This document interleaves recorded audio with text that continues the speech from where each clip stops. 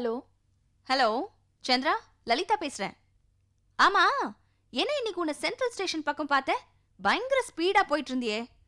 கூப்பிடுறது கூட தெரியாம போற அளவுக்கு அவ்வளோ பிஸியா?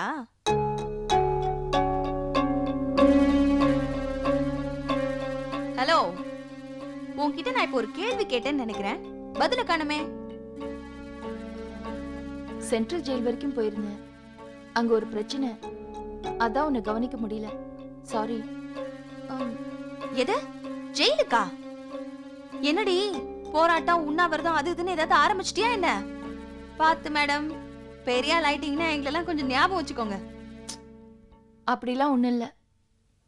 ஜெகதீஷை பார்க்க போயிருந்தேன். ஜெகதீஷை பார்க்கறதுக்கா? அவனை எதுக்கு நீ பார்க்க போயிருந்த? அவரை கல்யாணம் பண்ணிக்க சம்மதம் சொல்லிட்டு வந்தேன். சந்திரா, என்ன சொல்ற நீ? ஜெகதீஷை நீ கல்யாணம் பண்ணிக்க போறியா? இல்ல. என்னடி சொல்ற? எனக்கு ஒண்ணுமே புரியல. அவரை கல்யாணம் பண்ணிக்க போறதா ஒரு பொய் சொல்லிட்டு வந்திருக்கேன். ஐயோ சந்திரா, நீ முதல்ல கொஞ்சம் தெளிவா பேசுறியா? கல்யாணம் பண்ணிக்க போறேங்கிற, அப்புறம் பண்ணிக்க போறதா ஒரு பொய் சொல்லிட்டு வந்தேங்கிற. இந்த பாரு, கல்யாண விஷயத்துல இப்படி விளையாடலாமா? நான் ஒன்னும் ஜெகதீஷ் மாதிரி கிரிமினல் இல்லையே. பொண்ணுங்களோட வாழ்க்கையில விளையாடுறதுக்கு சந்தர்ப்பமும் சூழ்நிலையும் என்ன அப்படி ஒரு பொய் சொல்ல வச்சிடுச்சு. சரி சந்திரா, ஆனா இந்த பொய்யை உன்னால எவ்வளவு நாளைக்கு சமாளிக்க முடியும்? இன்னும் 1 மாசத்துக்கு. ஜெகதீஷ் ஜெயில இருந்து ரிலீஸ் ஆகி வரத்துக்குள்ள அவரை பத்தின ரகசியங்களை நான் கண்டுபிடிக்கணும். அப்படி நான் கண்டுபிடிச்சிட்டேன்னா அதுக்கப்புறம் சுமித்ராவோட வாழ்க்கையில எந்த பிரச்சனையுமே இருக்காது. என்ன ரகசியம்? ஜெகதீஷ் பிரதீப்குள்ள ஏதோ ஒரு ரகசியம் இருக்கு. அது என்னன்னு கண்டுபிடிக்கணும். அப்படி நான் கண்டுபிடிச்சிட்டேன்னா ஜெகதீஷ் கிட்ட இருந்து பிரதீப்பை ரொம்ப ஈஸியா நான் பிரிச்சிருவேன். இதெல்லாமே ஜெகதீஷ் ரிலீஸ் ஆகி வரத்துக்குள்ள நம்ம கண்டுபிடிக்கணும். லலித், எனக்கு ஒரு ஹெல்ப் பண்ண முடியுமா? என்னன்னு சொல்லு சந்திரா.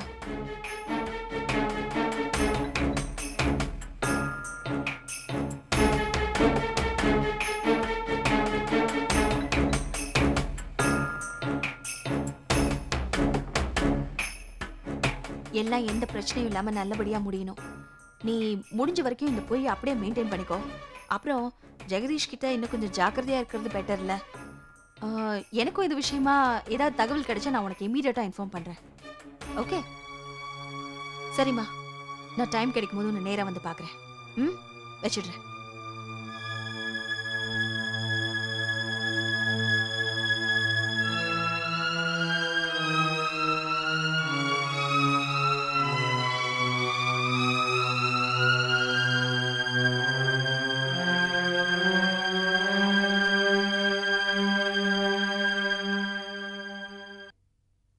ஜானகி, அந்த சட்டையை சீக்கிரம் எடுத்துட்டு வா. இந்த வந்துட்டேங்க. சீக்கிரம் வாமா. எவ்வளோ நேரம் அயன் பண்ணிட்டு இருப்ப? என்னங்க? நான் கொஞ்சம் பேங்க் வரைக்கும் போயிட்டு வந்துடுறேன். வரும்போது மளிகை கடையில் லிஸ்ட் கொடுத்துருக்கேன், கொஞ்சம் கொண்டு வந்துட சொல்லுங்களேன். ஆமாம், ஏதாவது ஒரு வேலை சொல்லிக்கிட்டே இருப்பிய. வா சந்திரா. சுமித்ரா எங்கம்மா? கோவிலுக்கு போயிருக்கா. என்னம்மா, ஏதாவது சொல்லணுமா? சுமித்ரா விஷயமா ஜெகதீஷை பார்க்க சென்ட்ரல் ஜெயில் வரைக்கும் போயிட்டு வந்தேன். ஜெகதீஷை பாத்தியா? என்ன சொன்னா? அவர் ஒன்றும் சொல்லல, நான் தான் சொல்லிட்டு வந்தேன். நீ தான் சொன்னியா? என்னன்னு? அவரை கல்யாணம் பண்ணிக்க சம்மதம்னு சொல்லிட்டேன். சுமித்ரா நல்லா வாழணுங்கிறதுக்காக தாம்மா. இனிமே எந்த பிரச்சனையுமே இருக்காது. சுமித்ராவை அவங்க வீட்டுக்கு வரலான்னு ஜெகதீஷ் சொல்லிட்டாரு. சந்திரா, உன்னை நான் கல்யாணம் பண்ணிக்கோன்னு தொல்லை பண்ணிட்டு இருந்தேன். இப்போ நீ கல்யாணத்துக்கு சம்மதம் சொல்லிட்ட. இதை நினைச்சு நான் சந்தோஷப்படுறதா இல்ல தெரியலம்மா. எப்படியோ இதனால நீங்க எல்லாரும் நல்லா இருந்தா எங்களுக்கு சந்தோஷம்தாம்மா.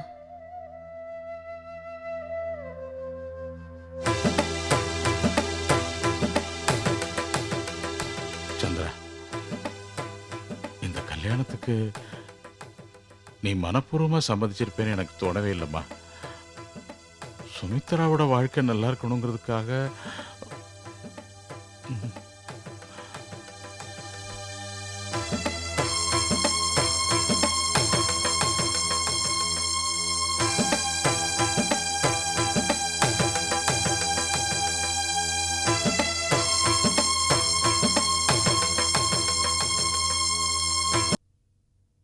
என்னோட சுயநலத்துக்காக நீ ஜெகதீஷை கல்யாணம் பண்ணிக்கணும்னு நான் கட்டாயப்படுத்திட்டேன்ல.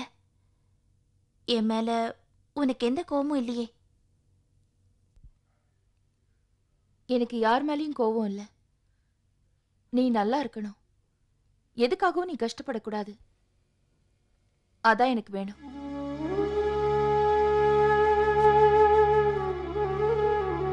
சுமி, பிரதீப்க்கு ஃபோன் பண்ணி வர சொல்லியிருக்கேன். அவர் இப்ப வந்து உன்னை கூட்டிட்டு போவாரு. இனிமே நீ அங்க போனதுக்கு அப்புறம் சந்தோஷமா இருக்கணும்.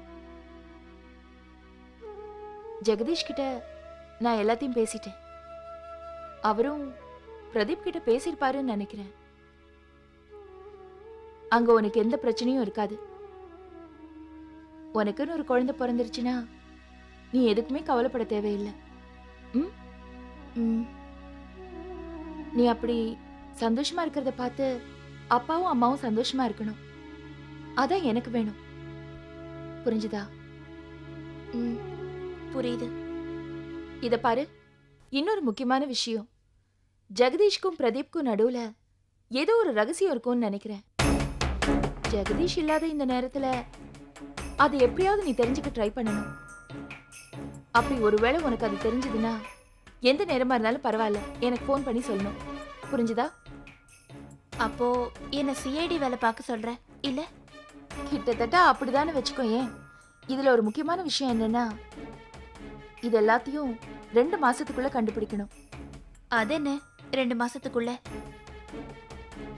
ஜெகதீஷ் ஜெயில இருந்து ரிலீஸ் ஆகி வரதுக்குள்ள, என் கல்யாணம் நடந்து முடியறதுக்குள்ள இது எல்லாத்தையும் நாம கண்டுபிடிச்சாகணும். ஜெகதீஷ் ரிலீஸ் ஆயிட்டா நம்ம எதையுமே கண்டுபிடிக்க முடியாது. நான் சொன்னது புரிஞ்சுதா இல்லையா? நாளையில இருந்து உன் மூளைக்கு கொஞ்சமாவது வேலை கொடு.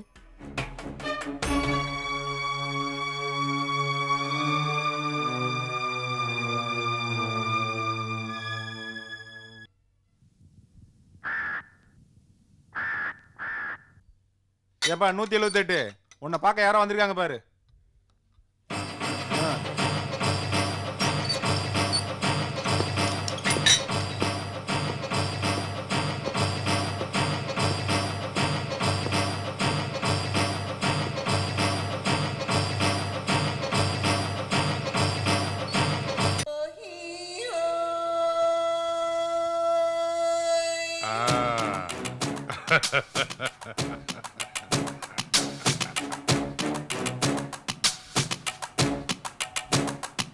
சபாஷ், காந்திக்கு அப்புறமா தியாகம் பண்ணிட்டு கம்பி எண்ண வந்த ஒரே ஆள் நீதான்யா. என்ன, காந்தி சுதந்திரத்துக்காக போராடினாரு, நீ சுந்தரி சந்திராவுக்காக போராடிட்டு வந்திருக்கிற.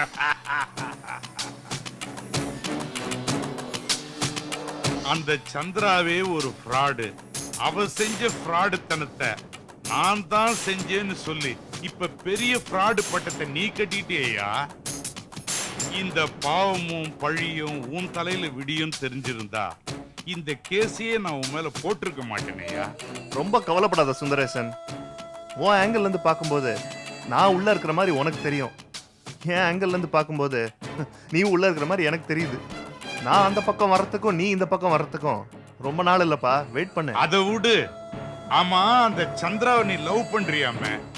இந்த பல்பு மேல லேபிள் ஒட்டுற மாதிரி உன் பேரு மேல அவ பேரை ஒட்டிக்க நீ ஆசைப்பட்டியா, இல்ல அவ பேரு மேல உன் பேரை ஒட்டிக்கணும்னு அவ ஆசைப்பட்டாளா? எப்படியோ மகா ஃப்ராடுன்ற லேபிள உன் பேர் மேல ஒட்டிட்டா. அவ அவ்வளவு சாதாரணமான ஆள் இல்ல. அவ யாரையும் அவ்வளவு சீக்கிரம் நம்ப மாட்டா. ஆனா அப்பேற்பட்ட சந்திராவிய இந்த ஜெயில வந்து என்ன பார்க்க வச்சிருக்கேன், அது உனக்கு தெரியுமா? வந்தாளா? வந்து என்ன சொன்னா? ஜெயில வந்து பார்த்தது மட்டும் இல்ல, என்ன கல்யாணம் பண்ணிக்கிறேன்னு சொல்லிருக்கா. இன்னும் 1 மாசத்துல எங்க கல்யாணம் நடக்க போகுது. கல்யாணம் கம்பிகளுக்கு உள்ளேயா இல்ல கம்பிகளுக்கு வெளியா? பத்திரிக்கை அனுப்பி வைக்கிறேன், குடும்பத்தோட வந்துரு. நான் அவளை வில்லி வில்லின்னு சொல்லிட்டு இருக்கிறேன். நீ என்னடானா ஹீரோயின் ஹீரோயின் எகிரி குதிச்சிருக்கிற. நீ அவளை சுத்தி சுத்தி காதலிச்சப்ப கல்யாணம் வேணான்னு சொன்னவ இப்ப ஜெயிலுக்குள்ள ஓரமா ஒதுங்கி நிக்கிறப்ப ஏன் கல்யாணத்துக்கு ஒத்துக்கிறா? ஒரு பொய்யும் சொல்லிட்டு அதை ஒத்துக்கிற மாதிரி ஒரு அற்புதமான காரணத்தையும் சொல்லி இருக்கிறா. இப்ப தெரியுதா அவ எவ்வளவு பெரிய புத்திசாலி, நீ எவ்வளவு பெரிய கேணையன். நீயும் அவ பேச்ச கேட்டுக்கிட்டு கல்யாணம் முதலிரவு சாந்தி முகூர்த்தம்னு கம்பிக்குள்ளேயே முடங்கி கிடக்குற. இந்த சந்தோஷம் ரொம்ப நாளைக்கு நிலைச்சு நிக்க போறதில்ல. அவ உன்னோட சேர்ந்து வாழ போறான்னு நீ நினைச்சிட்டு இருக்கிற. அவ தான் தங்கச்சி புருஷனோட சேர்த்து வாழ வைக்க முயற்சி பண்ணிட்டு இருக்கிற. இதையெல்லாம் புரிஞ்சிக்காம நீ முட்டாளா முடங்கி கிடக்குற. இத பார், சந்திரா ஒரு கிரிமினல், அதை விட பெரிய கிரிமினல் அவங்க அப்பன். அந்த 2 கிரிமினல்களோட பழகின மிகப்பெரிய கிரிமினல் நான். அவ தங்கச்சிய வாழ வைக்கணும், உன் தம்பிய பிரிச்சு வைக்கணும், அதுதான் அவளோட ஆசை. அதை தெரிஞ்சுக்காம நீ உள்ள இருக்கிற. அதெல்லாம் தெரியாமலா இன்னைக்கு அவளுக்காக நான் உள்ள வந்து உட்கார்ந்துருக்கேன். அவ எந்த ரூட்ல போனா அவளை எப்படி மடக்கணும்னு எனக்கு நல்லா தெரியும். நீ ஒன்றும் கவலைப்படாத. இவ்வளவும் தெரிஞ்ச இந்த கிரிமினல் உன்கிட்ட வந்து பேசிட்டு இருக்கிறேன்னா அதுக்கு காரணம் இருக்குது. அந்த குடும்பத்துக்கு சின்ன வில்லன் நீ, பெரிய வில்லன் நான். வில்லனோட வில்லன் ஒன்னா சேர்ந்துட்டா கதையை கந்தலாக்கிடலாம். கஞ்சி குடிக்கிறப்பவும் கடலை உண்டை சாப்பிட்றப்பவும் இதையெல்லாம் யோசிச்சு வை.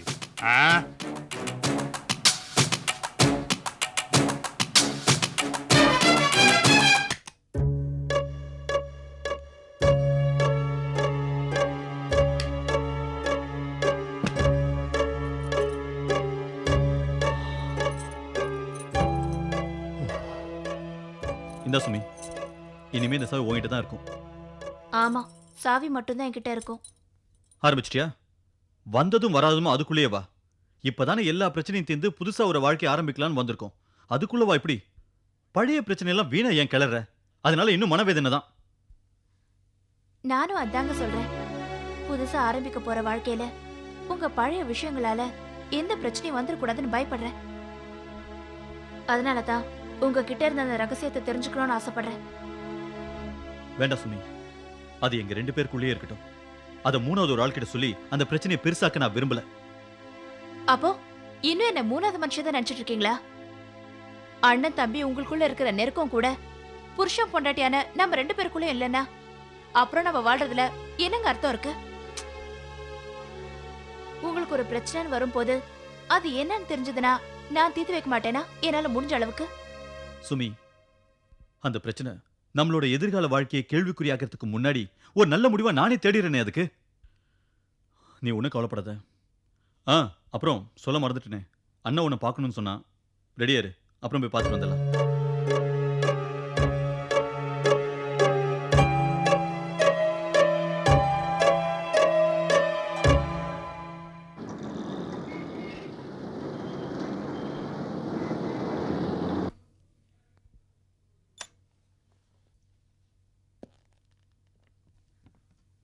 ரிப்போர்ட்ஸ்லாம் பாத்தீங்கல்ல, எல்லாமே நமக்கு ஃபேவரா தான் வந்திருக்கு இல்ல? ஆமா ஆமா, இந்த ரிப்போர்ட்ஸ் படி பார்த்தா இன்னும் 1 or 2 இயர்ஸ்ல நம்ம கோல்ஸ் எல்லாம் அச்சீவ் பண்ணிடலாம் போல இருக்கே. நீங்க சொல்றது ரொம்ப சரிதான். ஆனாலும் நாம அவ்வளவு நாள் வெயிட் பண்ணக்கூடாதுன்னு நினைக்கிறேன். இன்னும் கொஞ்சம் வேகமா அந்த ஸ்டேஜை ரீச் பண்றதுக்கு நாம என்ன பண்ணணும்னு யோசிக்கணும். அதைத்தான் நானும் யோசிச்சுட்டு இருக்கேன்.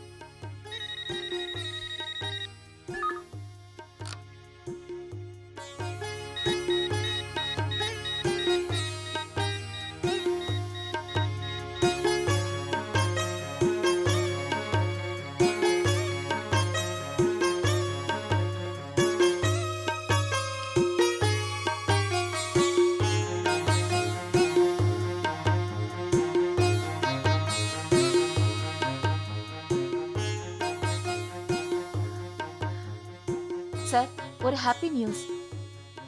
அமெரிக்கால இருந்து இந்த ஃபேக்டரியோட ஓனர் வராங்களாம். அவங்க வரும்போது அவங்க டாக்டரும் மருமகனும் வராங்களாம். அடடே, ரொம்ப சந்தோஷமான விஷயம்தான். அவங்க வந்த உடனே இந்த ஃபேக்டரியை விற்கிற வேலையை முடிச்சிடலான்னு எழுதியிருக்காங்க. அவங்க எழுதியிருக்கிறத பார்த்தா நம்மள அமௌண்ட் செட்டில் பண்ண சொல்றாங்கன்னு நினைக்கிறேன். ஓஹோ, ரொம்ப நல்லதா போச்சு. ஒரு பெரிய ப்ராப்ளமே முடிஞ்ச மாதிரி ஆச்சு இல்லையா? ஆமா சார், நாம இன்னைக்கே இது சம்பந்தமான வேலையெல்லாம் ஆரம்பிச்சிடலாம்.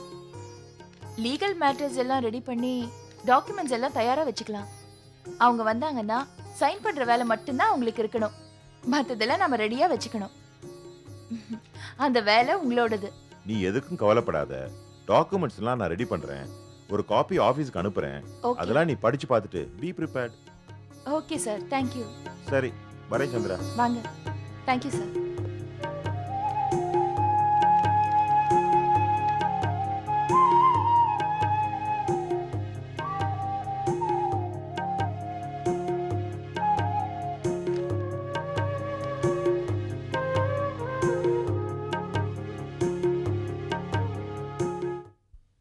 அப்பா, நம்ம ரெகுலர் கஸ்டமர்ஸ்லாம் சரக்கு திருப்பி அனுப்பிச்சிட்டாங்கப்பா.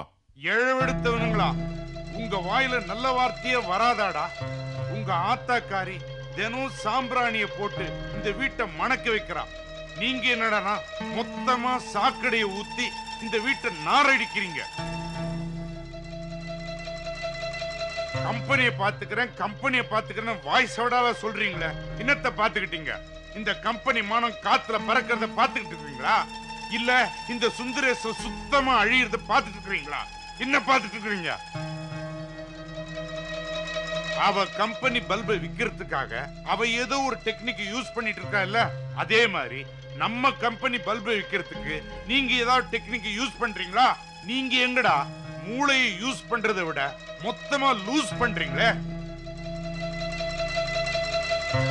நமக்கு எதிரா ஒருத்தி கொடி கட்டி பறக்கிறாளே, அந்த கொடி எப்படி இறக்குறதுன்னு ஏதாவது திட்டம் போட்டிருக்கீங்களா? கொஞ்ச நஞ்சம் பறக்கிற என் கொடியை கூட மொத்தமா இறக்கி கந்தல் கந்தலா கிழிச்சு போட்டுருவீங்கடா. ஏற்கனவே என் கொடியில பாதி சாயம் வெளுத்து போச்சு. அதை மொத்தமா வெளுத்து வெள்ளையாக்கி அந்த வெள்ளைப்பொடைய உங்க அம்மாவுக்கு கட்டிடுங்கடா. அவளை விதவியாக்கிடுங்கடா. என் படத்துக்கு பூமாலை போட்டுருங்க. போங்கடா, போங்க.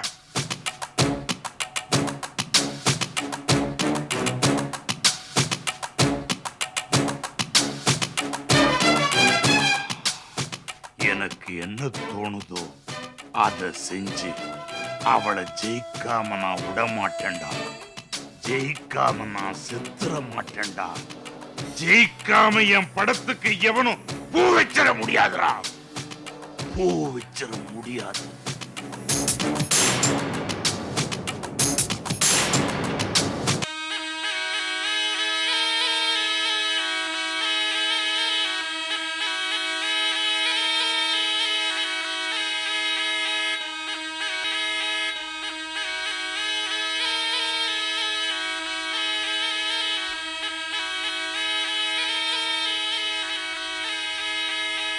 பிரதீப், நான் அந்த சந்திராவை ஜெயிலுக்கு அனுப்ப வழி சொன்னா அதை கேட்காம இந்த ஜெகதீஷ் உண்மையை ஒத்துக்கிட்டு ஜெயிலுக்கு போயிருக்கான்.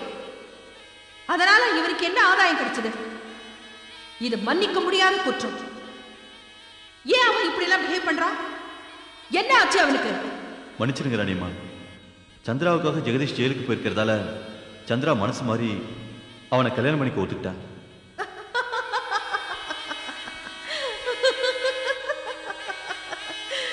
Very good Pradeep, very good. இந்த செய்தி போதும் எனக்கு. நான் இப்பதான் ரொம்ப சந்தோஷமா இருக்கேன். நான் நினைச்சதெல்லாம் இனிமேதான் ஒவ்வொன்னா நடக்க போகுது. ஜெயில இருக்கிற ஜெகதீஷ்க்கு உடனே போய் ஸ்வீட் வாங்கி கொடு. போ, சீக்கிரம் போ, சந்தோஷமா போயிட்டு வா.